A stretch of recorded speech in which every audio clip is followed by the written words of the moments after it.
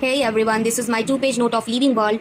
So first we have to remember all these points which I am writing in this, I have already written in this page. ICBN, which is International Code for Botanical Nomenclature, ICZN, International Code for Geological Nomenclature. Each name has two components, that is generic name and specific epithet called the biological nomenclature, which is given by the Carlos Linnaeus. So there is an example of Mangifera indica for mango. Mangifera is genera and indica is a species. Universal rules for nomenclature. Generally written in italics, and it's Latin. Origin irrespective, Latinized, derived from Latin. First word genus and second specific epithet. Handwritten separately, underlined and printed in italics. Genus start with the capital and the specific epithet start with the small letter.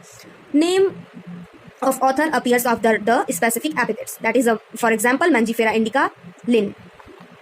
Basis of modern taxonomy, that is external and internal structure, along with the structure of cell development process, ecological information organism. Systematic, that is systematic arrangement of organism. Latin word systema, Linnaeus publication Systema Naturae. Scope of systematic identification, nomenclature, classification, and it takes into evolutionary relationships. So this is important. A group of individuals with a fundamental similarities is called a species. That is, for example, Mangifera indica, that is mango. Solanum tubersum, potato. Solanum nigrum, makoi. Solanum melongena, brinjal. Panthera lion. Panthera tigris, tiger, and human being, Homo sapiens. So each genus maybe have one or more species. So genus is group of related species which has more character in common comparison to species of other genera.